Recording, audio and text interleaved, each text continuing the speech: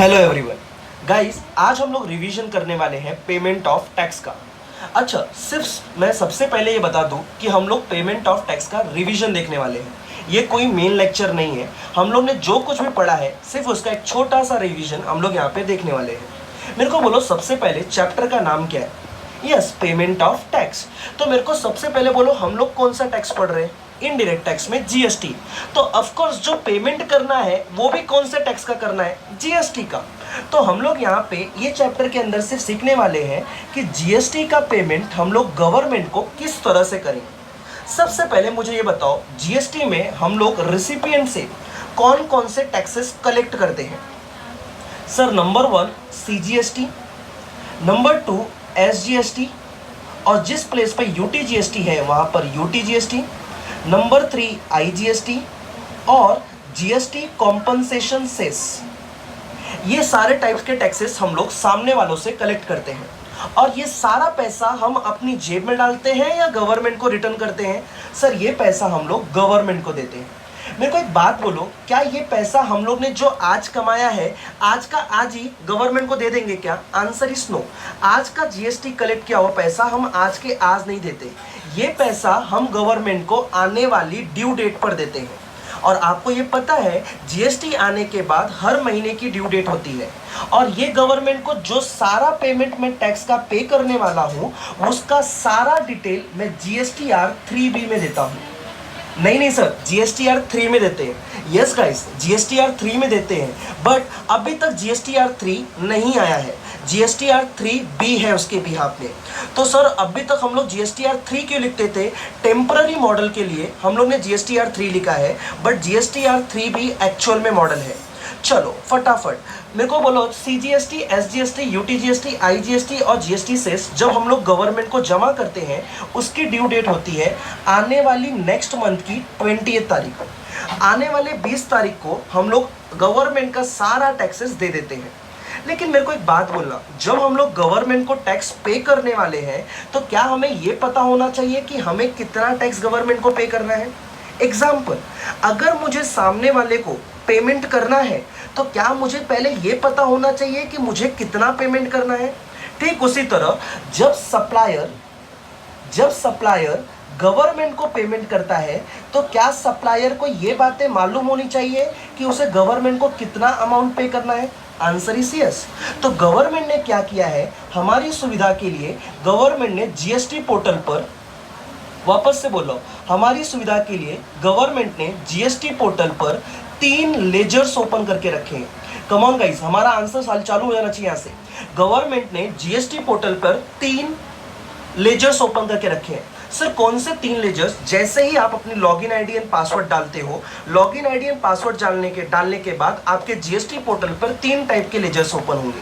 पहला laser open होता है इलेक्ट्रॉनिक लाइबिलिटी रजिस्टर या electronic liability ledger. Number 2 electronic cash laser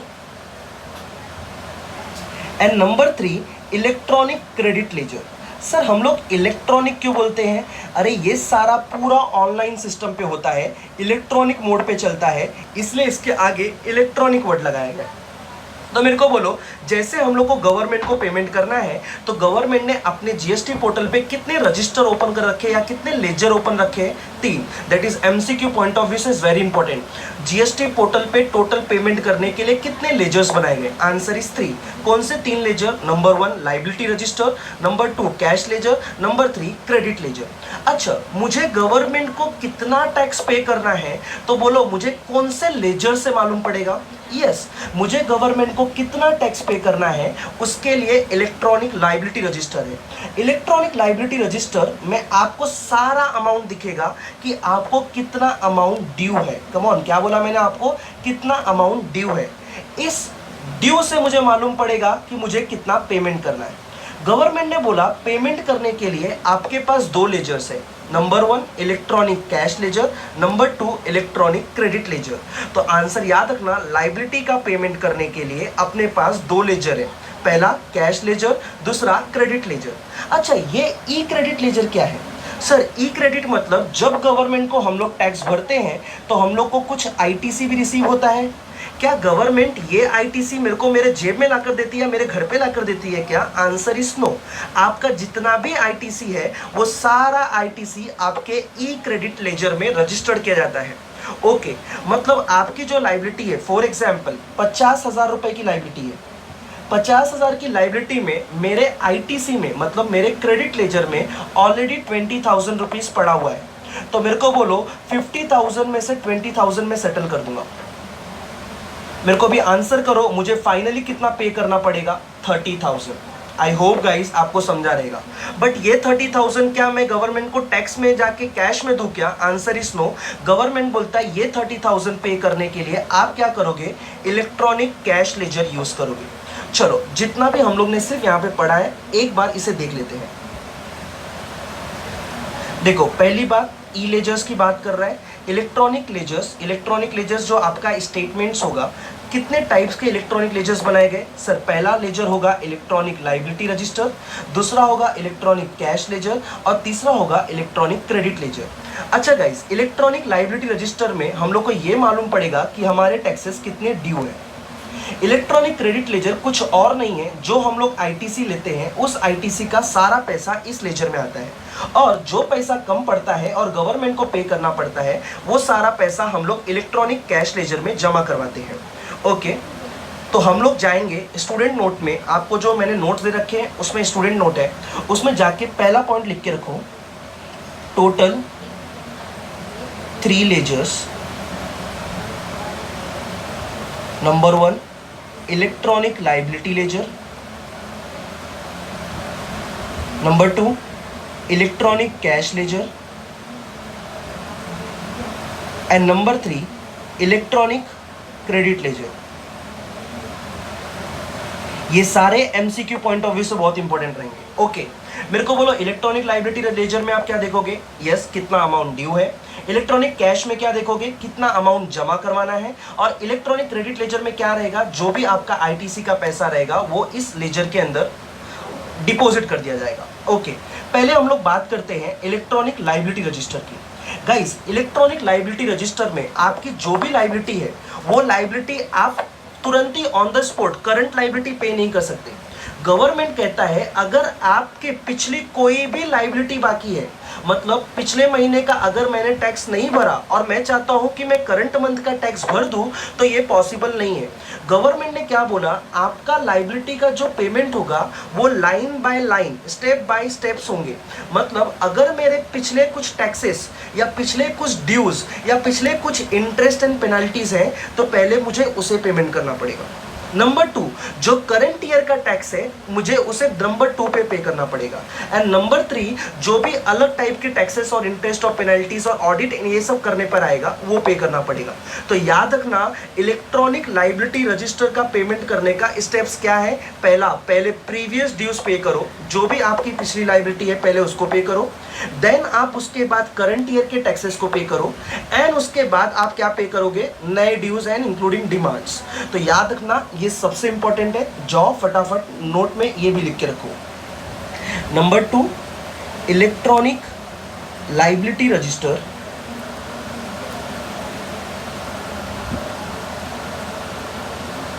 electronic liability ledger, first payment, old dues, that is called previous dues, then second payment, current year taxes, and number 3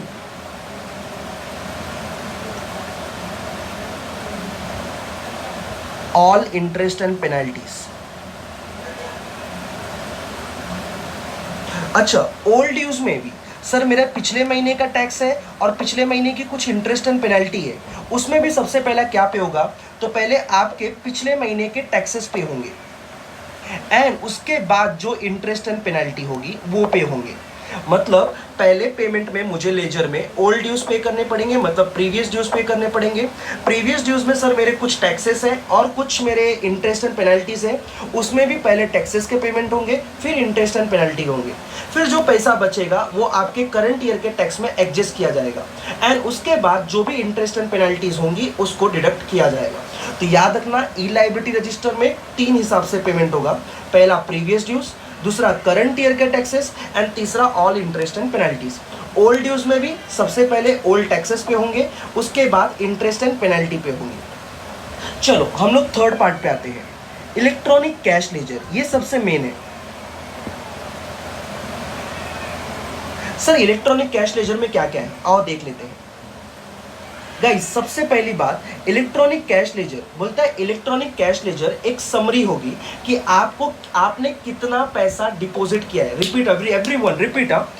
electronic cash laser एक summary होगी कि हमने कितना deposit कर रखा है और कितना पेमेंट करना रह गया है। तो इलेक्ट्रॉनिक कैश लेजर पहली बात तो सारा डिपॉजिट का रिकॉर्ड दिखाएगा।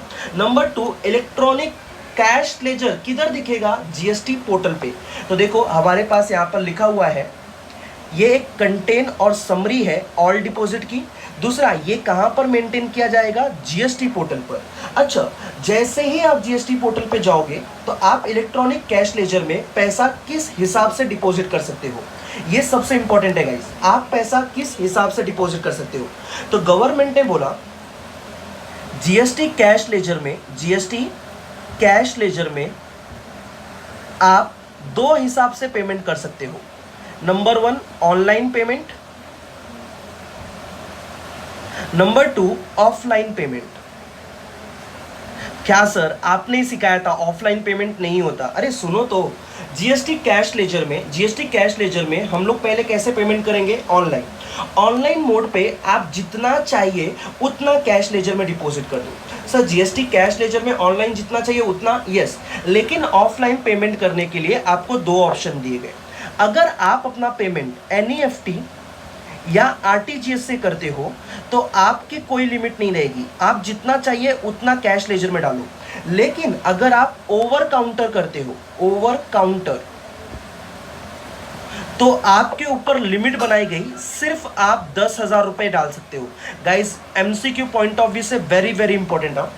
ऑफलाइन देखो, जीएसटी कैश लेजर 2 तरीके से पेमेंट हो सकता है। Number 1 online payment, number 2 offline payment.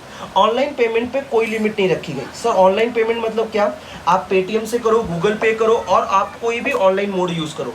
लेकिन ऑफलाइन मोड में आप एनईएफटी और आरटीजीएस से कर रहे हो तो उसके लिए भी कोई लिमिट नहीं है। लेकिन अगर आपने ओवर द काउंटर बैंक से जाकर किया है तो आप मैक्सिमम कितने रुपए तक का ओवर काउंटर कर सकते हो cash deposit, only for 10,000। That is very very very important. ये मैंने आपको डायग्राम में भी दिया था। जीएसटी का जो पेमेंट होगा कैश बेसिस में, आप अगर ऑनलाइन मोड पर जाते हो तो इंटरनेट बैंकिंग यूज़ करो, क्रेडिट कार्ड यूज़ करो, कोई लिमिट नहीं होगी। लेकिन अगर आप ऑफलाइन मोड में पेमेंट करते हो तो एनईएफटी और आरटीजीएस के लिए लिमिट नहीं है, बट आप ओवर द काउंटर करते हो तो आपको 10,000 पर चालान पर टैक्स पीरियड जमा करने का ऑर्डर है। तो चलो फटाफट हम लोग अपने स्टूडेंट नोट में ये भी लिख के रखते हैं कि हम लोग कितना कर सकते हैं। नंबर 1, पेमेंट का जो मोड होगा वो 2 पार्ट में होगा, ऑनलाइन मोड और ऑफलाइन मोड। हम लोग जो ऑनलाइन मोड करेंगे उसके लिए कोई लिमिट नहीं है। सर ऑनलाइन मोड में क्या क्या रहता है अपने पास, online mode net banking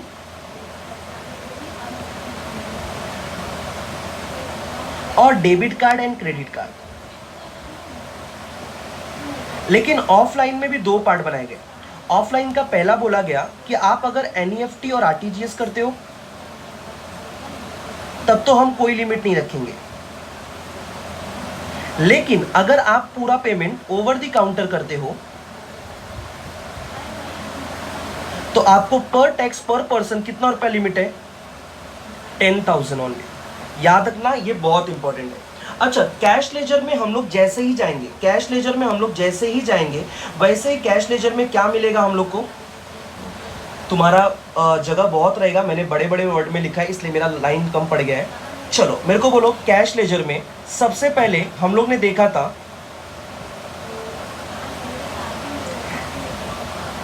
cash ledger में, बोलो गाइस हम लोग ने सबसे पहले क्या देखा था, सर हम लोग ने देखा था CPIN number. First of all CPIN number बोलो क्या है सर? अच्छा इसका नोट नंबर क्या रहेगा? 1 2 3 and 4। कैश लेजर में CPIN नंबर कि पहली बात तो CPIN है क्या? CPIN कुछ और नहीं बल्कि कॉमन पोर्टल आइडेंटिफिकेशन नंबर है।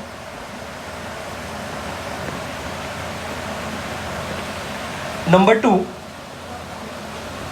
ये आपको टोटल 14 डिजिट का नंबर मिलता है। नंबर 3, ये जो 14 डिजिट का नंबर मिलता है इसकी वैलिडिटी सिर्फ 15 डेज की होती है। रिपीट कर रहा हूं, CPIN नंबर क्या है? कॉमन पोर्टल आइडेंटिफिकेशन नंबर है। That is MCQ point of view से बहुत इंपॉर्टेंट है। CPIN stands for dash, common portal identification number. Number 2, CPIN number कितने डिजिट का नंबर होता है? 14 डिजिट का होता है। नंबर 3, CPIN नंबर कितने दिनों तक वैलिड रहता है? तो आंसर इज 15 डेज की वैलिडिटी होती है। जब आप पेमेंट ऑफ टैक्स करने जाते हो, टैक्स का पेमेंट करने के लिए जाते हो, तो सबसे पहले आपको चालान जनरेट करना पड़ता है। मैंने आपको बताया था कि जब भी गवर्नमेंट के कोई भी टैक्सेस, चाहे इनकम टैक्स हो, चाहे GST हो, चाहे कोई भी टैक्सेस हो, जब भी मुझे उसका पेमेंट करना है तो चालान के थ्रू करना पड़ता है। अब चालान के थ्रू जब मैं पेमेंट करने के लिए जाता हूँ तो लायबिलिटी रजिस्टर में से सबसे पहले मैं अपने चालान को जनरेट करता हूँ। चालान जब आप जनरेट करते हो तो आपको सबसे पहले चालान जनरेट करते समय CPIN नंबर दिया जाता है। क्या है CPIN number? Common portal identification number. Number 2, जब जैसे ही आपका CPIN नंबर जनरेट होता है वैसे ही आपको 14 डिजिट का एक नंबर दिखता है। 14 डिजिट का नंबर आपका आइडेंटिफिकेशन नंबर होता है कि आप कौन से टाइप के कस्टमर्स हैं। नंबर 3, जैसे ही common portal identification number generate होता है, ये टोटल 15 डेज के लिए वैलिड होता है। अगर मैंने आने वाले 15 डेज में पेमेंट नहीं किया तो मुझे वापस से नया CPIN नंबर जनरेट करना पड़ता है। वापस से बोलो, मेरे को वापस से अपना CPIN नंबर जनरेट करना पड़ता है। सर ये CPIN नंबर कहाँ से जनरेट होगा? ऑफ कोर्स GST पोर्टल से। तो देखो सबसे पहले हम लोगों ने जाके लिख के रखा है वहाँ पे व्हाट आर CPIN। मैंने बोला था शॉर्ट नोट्स के लिए बहुत इंपॉर्टेंट है, बट अभी MCQ पॉइंट ऑफ व्यू से आ रहा है तो MCQ पॉइंट ऑफ व्यू से बहुत इंपॉर्टेंट है।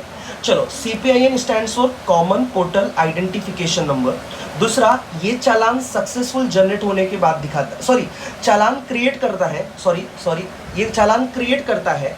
दूसरा, ये 14 डिजिट का यूनिक नंबर होता है। और तीसरा, ये वैलिड सिर्फ 15 डेज के लिए रहता है। Number 2, CIN number. चलो फटाफट CIN नंबर भी लिख लेते हैं हम लोग। क्या है CIN नंबर? बोलो गाइस, CIN नंबर क्या है? Yes, CIN number is challan identification number. क्या बोला मैंने? चालान आइडेंटिफिकेशन नंबर। मेरे को बोलो, चालान आइडेंटिफिकेशन नंबर, क्या इसमें भी कोई नंबर होता है? आंसर इज यस सर, इसमें 18 डिजिट का नंबर होता है। एक कमो ना, CPIN में कितने डिजिट के होते हैं? 14 डिजिट। CIN में कितने होते हैं? 18 डिजिट। सर ये 18 डिजिट कैसे होते हैं? तो मैंने आपको आंसर किया था, इसके 2 पार्ट है। पहला 14 डिजिट का आपका CPIN नंबर, और जब आप बैंक में पेमेंट करने जाते हो इस CPIN नंबर को लेकर, या अपने ओवर द काउंटर आप पेमेंट करते हो या ऑनलाइन पेमेंट करते हो, तो आपका पेमेंट सक्सेसफुल होने के बाद 4 डिजिट का नंबर और मिलता है।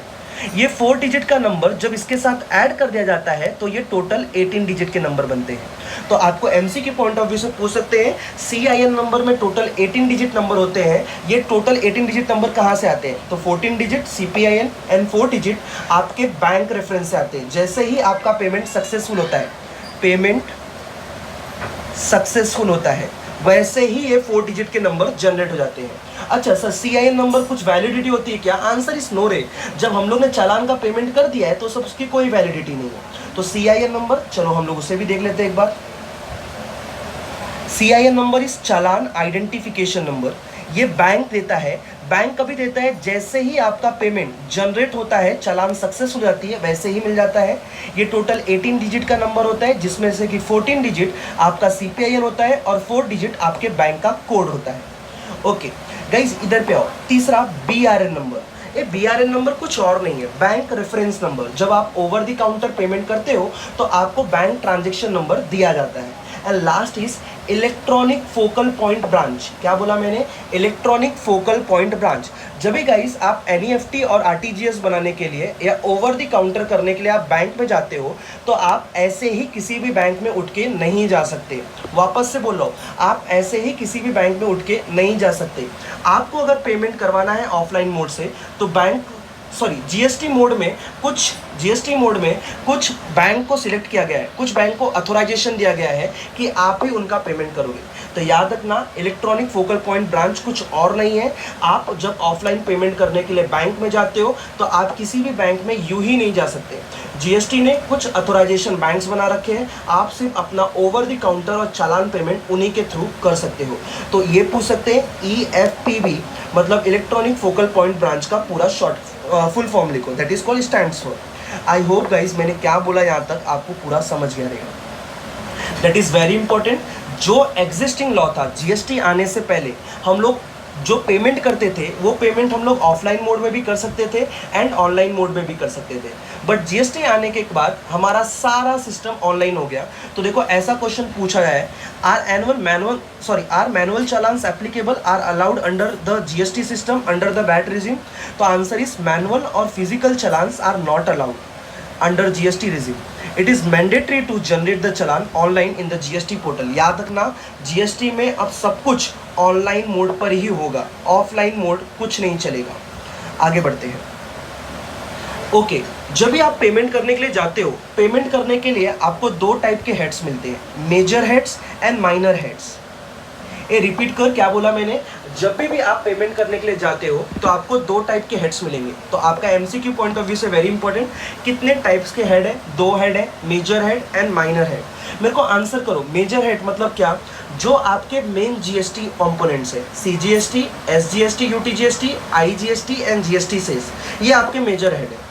दूसरा माइनर हेड। माइनर हेड मतलब क्या? आपने CGST, SGST, UTGST, IGST, GST compensation cess अगर टाइम पे नहीं पेमेंट किया तो गवर्नमेंट आपसे उसके लिए पेनल्टी चार्ज करती है। तो उसके लिए मुझे क्या देना पड़ेगा? Penalty. That is called minor head. अगर मैंने लेट कर दिया तो लेट करने के बाद अब मुझे इंटरेस्ट देना पड़ेगा, तो इंटरेस्ट भी क्या है? Minor head. मैंने कोई गलती कर दी, उसके लिए मुझे कोई फ़ी पेमेंट करना पड़ गया, फ़ी भी क्या है? Minor head. तो याद रखना, अपने पास सिर्फ 4 मेजर हेड है, बाकी जो कुछ भी दिखा वो सारे माइनर हेड्स हैं। तो major heads, minor heads, major heads, minor heads. ये क्यों आया है मैं आपको कुछ टाइम में डिस्कस करता हूँ। चलो फटाफट अच्छे से डिस्कस कर ही लेते हैं हम लोग। गाइस मेरे को आंसर करो, जीएसटी लाइबिलिटी में जीएसटी पोर्टल पे तीन टाइप के लेजर्स है, लाइबिलिटी, कैश एंड क्रेडिट। मेरे को बोलो जो ये लेजर है, ये लाइबिलिटी का पेमेंट करने के लिए है। लाइबिलिटी का पेमेंट हम लोग दो मोड से कर सकते हैं, cash ledger and credit ledger. Guys government ने क्या बोला है, ये कैश लेजर में आप सारा डिपॉजिट खुद से करोगे, नो प्रॉब्लम सर, हम लोग सारा डिपॉजिट करेंगे। बट गाइस सबसे इंपॉर्टेंट पॉइंट, आप जीएसटी कैश लेजर से मेजर हेड का भी पेमेंट कर सकते हो और माइनर हेड का भी पेमेंट कर सकते हो, लेकिन इसके अंदर डिपॉजिट अलाउड नहीं है, क्योंकि इसके अंदर का पेमेंट गवर्नमेंट करेगा, जो अकाउंट रिफ्लेक्ट करेगा वो गवर्नमेंट करेगा। दूसरा, आप क्रेडिट लेजर का यूज़ केवल और केवल सिर्फ और सिर्फ मेजर हेड के लिए कर पाओगे। मतलब अगर सर मुझे कोई माइनर हेड का पेमेंट करना है, मतलब टैक्सेस, लाइबिलिटी, इंटरेस्ट, पेनल्टी या कोई फीसेस, तो क्या मैं क्रेडिट लेजर यूज़ कर सकता हूँ? Answer is no. That is very important point of view, exam MCQ point of view. पहला बात, कैश लेजर से आप कोई भी पेमेंट करो, वापस से कैश लेजर से आप कोई भी पेमेंट करो, लेकिन क्रेडिट लेजर से आप सिर्फ और सिर्फ मेजर हेड का पेमेंट कर सकते हो। सर मेजर हेड कौन से? सीजीएसटी, एसजीएसटी एंड यूटीजीएसटी, और तीसरा IGST and last is cess. मैं क्या सर इनके इंटरेस्ट और पेनल्टी क्रेडिट लेजर से पे कर सकता हूँ? Answer is no. आप सिर्फ और सिर्फ कैश लेजर इसके लिए यूज़ कर सकते हैं। कैश लेजर मेजर हेड भी यूज़ होता है, माइनर हेड भी यूज़ होता है। मतलब सर क्या क्रेडिट लेजर हम लोग सिर्फ आउटपुट टैक्स लाइबिलिटी के लिए ही यूज़ कर सकते हैं क्या? Answer is yes. एक जितना भी मैं आपको बता रहा हूँ सारे आंसर आपके एमसीक्यू यूं ही सॉल्व हो जाएंगे। तो याद रखना हम लोग ने जो बातें की यहाँ तक आपको समझ जानी चाहिए। चलो फटाफट हम लोग देख लेते हैं हम लोग ने क्या क्या डिस्कस किया। 3 टाइप के ledger, electronic liability register, cash ledger, credit ledger. दूसरा, इलेक्ट्रॉनिक लायबिलिटी रजिस्टर में 3 टाइप से सर पेमेंट हो सकता है। पहला पेमेंट जितने भी प्रीवियस टैक्सेस बाकी हैं उनके करने पड़ेंगे। अच्छा, प्रीवियस टैक्सेस में भी 2 पार्ट हो सकते हैं, उनके previous taxes as well as उनकी इंटरेस्ट एंड पेनल्टीज। तो पहले हम लोग क्या पे करेंगे, टैक्सेस, एंड देन हम लोग पे करेंगे इंटरेस्ट एंड पेनल्टीज। उसके बाद हम लोग करंट ईयर के टैक्सेस को पे करेंगे एंड उसके बाद हम लोग करंट ईयर के इंटरेस्ट एंड पेनल्टीज को पे करेंगे। फिर हम लोग आते हैं इलेक्ट्रॉनिक कैश लेजर में। इलेक्ट्रॉनिक कैश लेजर में आप जो पेमेंट करोगे, मतलब इसके अंदर जो पैसा डिपॉजिट करोगे, वो आप 2 मोड से कर सकते हो। Number 1 online, number 2 offline. ये यहाँ पे मैंने पेमेंट लिखा है ना, उसको डिपॉजिट भी करके रखना। Online and offline. ऑनलाइन आप जितना पैसा चाहिए उतना पैसा इनके पास डिपॉजिट करो, नो लिमिट है। बट ऑफलाइन में एनईएफटी और आरटीजीएस के समय तो लिमिट नहीं है, बट ओवर द काउंटर 10,000 तक की लिमिट आप रख सकते हो। फिर अपन ने क्या देखा, कैश लेजर में सबसे पहला नंबर होता है सीपीआईएन नंबर। सीपीआईएन नंबर कुछ और नहीं बल्कि कॉमन पोर्टल आइडेंटिफिकेशन नंबर होता है। ये टोटल 14 डिजिट का होता है और इसकी वैलिडिटी 15 डेज की होती है। सीआईएन नंबर क्या है, सीआईएन नंबर इस चालान आइडेंटिफिकेशन नंबर, ये टोटल 18 डिजिट का होता है। टोटल 18 डिजिट कैसे sir, 14 digit CPIN number and 4 digit payment bank number, मतलब पेमेंट बैंक रेफरेंस नंबर। जब आप पेमेंट करते हो तो बैंक से रेफरेंस नंबर मिलता है। अच्छा, तीसरा EFPV. EFPV stands for electronic focal point branch. अच्छा, उसके साथ साथ आपको पूछ सकते हैं जीएसटी पोर्टल पे आपके पास जो कैश लेजर है और क्रेडिट लेजर है, क्या आप क्रेडिट लेजर का पेमेंट माइनर हेड के लिए यूज कर सकते हो? Answer is no. Credit ledger का पैसा सिर्फ और सिर्फ मेजर हेड के लिए यूज होगा। माइनर हेड का पेमेंट इससे हम लोग कभी नहीं कर सकते। अच्छा, मेजर हेड में क्या आता है, CGST, SGST, IGST and cess, that is called output tax liability. जबकि कैश लेजर से हम लोग कोई भी पेमेंट कर सकते हैं, डिपॉजिट भी कर सकते हैं, मेजर हेड का पेमेंट भी कर सकते हैं और माइनर हेड का भी पेमेंट कर सकते हैं। आई होप गाइस यहाँ तक आपको पूरा समझा रहेगा। देख लेते हैं, हम लोग ने यहाँ तक जो भी था वो सब कवर कर लिया है। यस, ये सारे पार्ट्स कवर हो चुके हैं। अभी ये मेन पार्ट आता है, मेरे को आंसर करना, तुम लोग आईटीसी का यूटिलाइजेशन कैसे करते हो? सर, आईटीसी का यूटिलाइजेशन जो होता है, आईजीएसटी में सबसे पहले हम लोग आईजीएसटी का पेमेंट करते हैं, उसके बाद हम लोग सीजीएसटी का पेमेंट करते हैं और उसके बाद हम लोग एसजीएसटी का पेमेंट करते हैं। सीजीएसटी के अंदर सर, इसमें एक छोटा सा अमेंडमेंट है, मैं बाद में बोलता हूँ। सीजीएसटी के अंदर हम लोग पहला पेमेंट सीजीएसटी को करते हैं और उसके बाद हम लोग दूसरा पेमेंट आईजीएसटी को करते हैं। और तीसरा, एसजीएसटी एंड यूटीजीएसटी में हम लोग सबसे पहला पेमेंट एसजीएसटी को करते हैं और दूसरा पेमेंट हम लोग आईजीएसटी को करते हैं। ये सब आपको सेम 5 से मालूम है, लेकिन गाइस गवर्नमेंट ने अमेंडमेंट किया और गवर्नमेंट ने बोला आईजीएसटी का पेमेंट करते समय आप सबसे पहले आईजीएसटी तो यूज़ करोगे, लेकिन सीजीएसटी और एसजीएसटी यूज़ में आप अब कोई भी मोड यूज़ कर सकते हो। सर, कोई भी मोड मतलब पहले आईजीएसटी का payment IGST and second CGST and third SGST use होता था, लेकिन इस मोड को कैंसिल किया गया। उन्होंने बोला अब सबसे पहले आईजीएसटी का पैसा आईजीएसटी के साथ जाएगा, फिर उसका पैसा चाहे तो आप सीजीएसटी के साथ यूज़ करो, चाहे तो एसजीएसटी के साथ यूज़ करो। मतलब इन्होंने सेकेंड नंबर की रैंकिंग और थर्ड नंबर की रैंकिंग दोनों को हटा दी। मतलब अब आईजीएसटी का पेमेंट चाहे तो मैं पहले सीजीएसटी को करूँ, चाहे तो मैं पहले एसजीएसटी को करूँ, या दोनों को मैं 50-50 करूँ, या दोनों को मैं 30-70 करूं या 70-30 करूं, किसी भी मोड में कर सकता हूं। तो ये सबसे बड़ा अमेंडमेंट है आईटीसी का कि आईजीएसटी का पेमेंट पहले आईजीएसटी के साथ होगा। अब सीजीएसटी और एसजीएसटी या यूटीजीएसटी के लिए कोई भी रैंकिंग नहीं होगी। सीजीएसटी, एसजीएसटी अब कभी भी कैसे भी मोड में पेमेंट हो सकता है। चलो ठीक है, हम लोग ने इसकी भी बात कर ली है। अच्छा, how do the new payment, ये सब मैंने आपके थ्योरी के लिए बताया था, जो कि थ्योरी अब हमारे काम की नहीं रही है। तो आपको मैंने जो ये पार्ट बताया है, क्या आपको ये समझा है गाइज? ये सारा पार्ट हम लोग ने फटाफट ख़त्म किया है सिर्फ रिवीजन पॉइंट ऑफ व्यू से। चलो फटाफट मैं आपसे कुछ क्वेश्चंस पूछता हूँ, इवन दो मैं आपके स्क्रीन पे तो नहीं दिख रहा, बट आप लोग ऐसा हॉनेस्टली आंसर देना कि मैं आपको आपके स्क्रीन पर दिख रहा हूँ। चलो मुझे पहला आंसर करो। सबसे पहले आपके पास जीएसटी पोर्टल पे कितने लेजर्स मिलेंगे?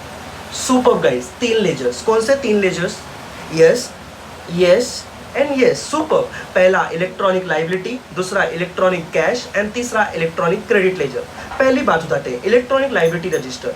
मेरे को बोलो इलेक्ट्रॉनिक लाइबिलिटी रजिस्टर का पेमेंट आप कैसे भी कर सकते हो, मतलब करंट ईयर का टैक्स पहले पे कर सकता हूँ क्या मैं? Answer is no. Electronic liability register का पेमेंट करते वक्त सबसे पहले मैं प्रीवियस ईयर के ड्यूज पे करूंगा, फिर प्रीवियस ईयर की जो भी टैक्सेस एंड पेनल्टीज और इंटरेस्ट होगी मैं उनको पेमेंट करूंगा। तीसरा, फिर हम लोग करंट ईयर के टैक्सेस पे करेंगे एंड उसके बाद हम लोग किसका पेमेंट करेंगे? करंट ईयर के टैक्सेस एंड पेनल्टीज का। दूसरा, electronic cash ledger and electronic credit laser. मेरे को बोलो क्रेडिट लेजर का पेमेंट क्या मैं सभी जगह पे यूज कर सकता हूँ? Answer is no. Electronic credit ledger का पेमेंट मैं सिर्फ और सिर्फ, मैं वापस से बोल रहा हूँ, सिर्फ और सिर्फ मेजर हेड के लिए यूज कर सकता हूँ। सर मेजर हेड कौन से? CGST, SGST, UTGST and IGST के लिए। गाइस अब सबसे इंपॉर्टेंट बात, क्या माइनर हेड के लिए यूज नहीं कर सकते? Answer is no. ये MCQ पॉइंट ऑफ व्यू से बहुत इंपॉर्टेंट है। अब हम लोग जाते हैं जरा सेकेंड पार्ट पे, कैश लेजर। कैश लेजर में पैसा मुझे डिपॉजिट करना पड़ेगा। जब कैश लेजर में पैसा मैं डिपॉजिट करने के लिए जाऊंगा तो कैश लेजर में पैसा डिपॉजिट करते समय मैं चाहे तो पेमेंट ऑनलाइन मोड से कर सकता हूं या तो ऑफलाइन मोड से डिपॉजिट कर सकता हूं। अगर मैं ऑनलाइन मोड से डिपॉजिट करता हूं तो सबसे पहली बात, मेरे पास कोई लिमिट नहीं है। लेकिन अगर मैं ऑफलाइन मोड से पेमेंट करता हूं तो ऑफलाइन मोड में पेमेंट करने के लिए NEFT और RTGS पे कोई लिमिट नहीं है। लेकिन इलेक्ट्रॉनिकली अगर मैं online over the counter payment करता हूं तो गवर्नमेंट ने 10,000 की लिमिट बना रखी है। ठीक है सर, क्या कैश लेजर से हम लोग मेजर हेड और माइनर हेड का पेमेंट कर सकते हैं? Answer is yes. चलो ठीक है। अच्छा, गवर्नमेंट ने सबसे बड़ा अमेंड लाया ITC में। IGST का पेमेंट पहले आप IGST के साथ करोगे, क्या अब CGST का पेमेंट नंबर 2 पे होना चाहिए? Answer is no. अब एनी मोड है, चाहे तो आप CGST का पहले करो, चाहे तो SGST का करो, चाहे तो 50-50 करो, आपके ऊपर डिपेंड है। ओके लेकिन CGST और SGST में ऐसा कोई चेंजेस नहीं किया गया। CGST में पहले आप CGST के साथ, फिर IGST के साथ, और SGST में पहले आप SGST के साथ और दूसरा IGST के साथ पेमेंट करेंगे। ओके चलो, ये सारे पार्ट हमारे खत्म हो गए। अब हम लोग नया पार्ट चालू करते हैं, इंटरेस्ट वाला पार्ट। याद है इंटरेस्ट वाला पार्ट? अब सबसे पहली बात, अगर आपने कोई भी गलती कर दी गवर्नमेंट के लिए तो गवर्नमेंट उसके बिहाफ में आपसे पेनल्टीज और इंटरेस्ट चार्ज करता है। गाइस मैंने आपको पहले ही बता रखा था कि इंटरेस्ट का payment most of the time 3 cases में होता है। कौन से 3 केसेस में? आपको जो गवर्नमेंट को टैक्सेस का पेमेंट करना था, मतलब आपके जो भी ड्यूज थे उनका पेमेंट करने का ड्यू डेट होता है। क्या होता है ड्यू डेट? आने वाली अगले महीने की 20 तारीख। अगर आपने आने वाले अगले मंथ के 20th मंथ को नहीं किया तो आपके पेमेंट पे आप गवर्नमेंट को इंटरेस्ट पे करते हो। सर गवर्नमेंट को ये इंटरेस्ट पहला जाता है delay in payment of taxes. दूसरा, अगर आपने गवर्नमेंट से झूठ बोलकर ज़्यादा ITC ले लिया या आपने गवर्नमेंट को कम आउटपुट टैक्स लायबिलिटी दिखाया या ज़्यादा आउटपुट टैक्स लायबिलिटी दिखाया तो गवर्नमेंट इसके लिए भी आपसे इंटरेस्ट चार्ज करती है। मैंने वापस से बोल रहा हूँ, गवर्नमेंट इंटरेस्ट 2 ही केसेस में लेती है, एक्चुअली 3 केसेस है। पहला, अगर आपने पेमेंट का डिले किया। नंबर 2, आपने ITC ज़्यादा या कम ले लिया। कम लिया तो नहीं चलता, कम लिया तो कोई फर्क नहीं, बट ज़्यादा मत लेना। तीसरा, आपने गवर्नमेंट को अपनी आउटपुट टैक्स लायबिलिटी गलत बताई। तो ये 3 केसेस में आपको पेमेंट करना पड़ेगा। अब इंटरेस्ट के 2 रेट बनाए गए, एक रेट है 18% का और दूसरा रेट है 24% का। गाइस सबसे इंपॉर्टेंट पॉइंट, 24% का पेमेंट सिर्फ और सिर्फ 2 केसेस में करना है। क्या बोला मैंने? 24% का पेमेंट सिर्फ 2 केसेस में करना है। कौन से 2 केसेस? एक तो ITC के केस में, दूसरा आउटपुट टैक्स के केसेस में। मतलब अगर गवर्नमेंट क्वेश्चन में MCQ पॉइंट ऑफ व्यू से पूछा गया इंटरेस्ट का पेमेंट ITC के केस में कितना है तो आप क्या आंसर करोगे? 24%। और आपसे पूछा गया आउटपुट टैक्स लायबिलिटी अगर मैंने ज़्यादा या कम लिया तो भी 24%। बाकी के केसेस में आपसे 18% है। तो चलो फटाफट एक क्वेश्चन पूछता हूँ, मुझे आंसर करना। अगर मैंने अपना टैक्स गलत टाइम पे जमा किया, मतलब ड्यू डेट से बात किया, तो कितना परसेंट? सुपर 18%। अगर मैंने ज़्यादा ITC ले लिया तो 24%। अगर मैंने आउटपुट टैक्स लायबिलिटी गलत दिखाई तो 24%। तो देखो ये पूरे पार्ट में इन्होंने यही लिख के दिया। इतना बड़ा पार्ट दिया है, इतने बड़े पार्ट में मैंने आपको शॉर्ट समरी दिया। तीन केसेस में पेमेंट हो सकते हैं, और दूसरा दो रेट है 18% एंड 24%। 24% दो केसेस में लगेंगे, पहला आईटीसी ज़्यादा या कम, दूसरा आउटपुट टैक्स लायबिलिटी, और अगर आपने पेमेंट का डिले किया तो 18%। आई होप आपको ये पार्ट समझ गया रहेगा, ये आपके पास टेबल बना पड़ा है, ठीक है। उसके बाद टीडीएस के पार्ट चालू होते हैं। प्लीज़ एक इंपॉर्टेंट नोट्स में लिखवा के दे रहा हूँ, ये एग्जाम में मेरे को जहाँ तक कि लगता है 100% आने का चांस है। थोड़े से नोट लिखवा के दे रहा हूँ, प्लीज़ उसे पहले लिख लो।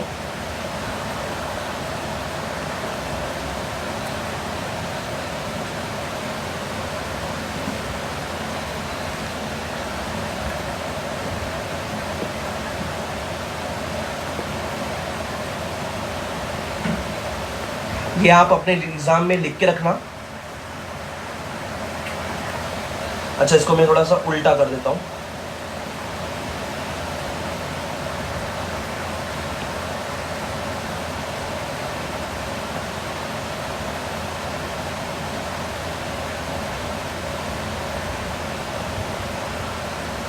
क्या हो रहा है इसमें?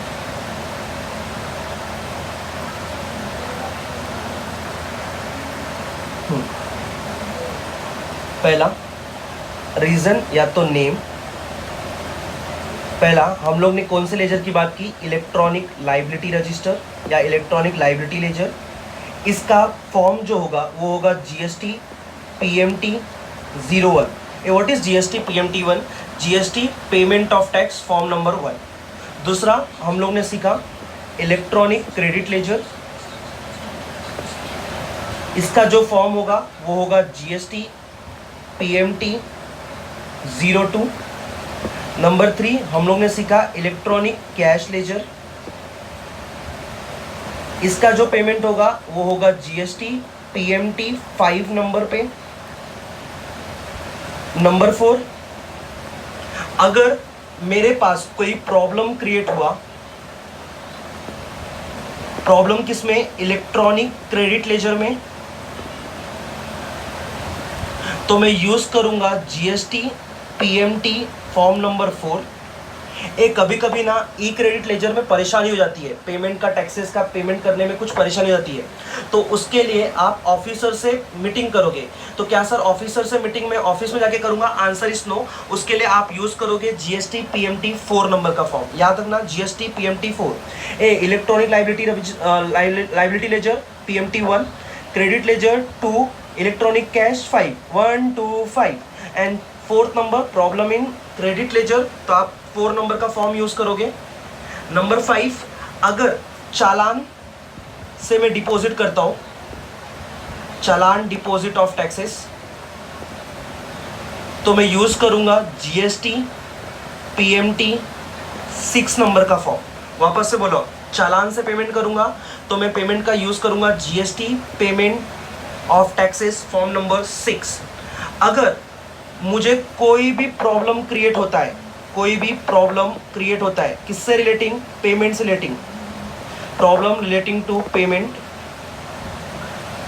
तो मैं इसके लिए यूज करूंगा जीएसटी पीएमटी 7 नंबर का फॉर्म। अगर मेरे पास रिफंड रिलेटेड कोई प्रॉब्लम हुआ, रिफंड टू बी रिक्रेडिटेड, पहले गवर्नमेंट ने आपका डेबिट कर दिया था, अब उसने वापस से रिक्रेडिट किया था। याद करो आईटीसी के चैप्टर में, इतना डिटेल में नहीं जाते। रिफंड टू बी रिक्रेडिटेड, तो गवर्नमेंट बोलता है आप यूज करोगे GST PMT form number 3। Guys ये 7 फॉर्म मैंने आपको दिए, सातों के सातों में से कोई ना कोई तो 1 या 2 आने वाले एग्जाम में फिक्स है। एमसीक्यू पॉइंट ऑफ व्यू से पूछा तो ये इनमें से कोई तो एक पूछेगा, मतलब 1 मार्क्स का एमसीक्यू तो फिक्स है यहाँ पे। चलो मेरे को बोलो, याद करो, पहले हम लोग ने 3 लेजर की बात की, पहले 3 लेजर की बात की। कौन से 3? Liability, cash and credit. मेरे को बोलो लाइबिलिटी के लिए नंबर 1, नंबर 2 क्रेडिट के लिए नंबर 2, कैश के लिए 5। पहले ये 3 याद रखो, लाइबिलिटी 1, क्रेडिट 2 एंड कैश 5। फिर हम लोग ने देखा कि अगर ई क्रेडिट लेजर में कोई प्रॉब्लम तो फॉर्म नंबर 4, चालान से डिपॉजिट करते वक्त चालान number 6, problem relating to payment तो जीएसटी पीएमटी 7, और रिफंड का रिक्रेडिटेड करवाना है तो चालान number GST PMT form number 3। I hope guys आपको ये सारी बातें पेमेंट ऑफ टैक्स की समझी रहेंगी। आई होप ये पार्ट आप पूरा रिवाइज कर लोगे और आपके पास जो भी मटेरियल है आपके ओल्ड क्लासेस का या आपने कोई बुक खरीदी रहेगी तो आप उससे अपना MCQ कर लेना। आई होप ये सारा MCQ आप मोस्टली 90% तो सॉल्व कर पाओगे। Thank you so much.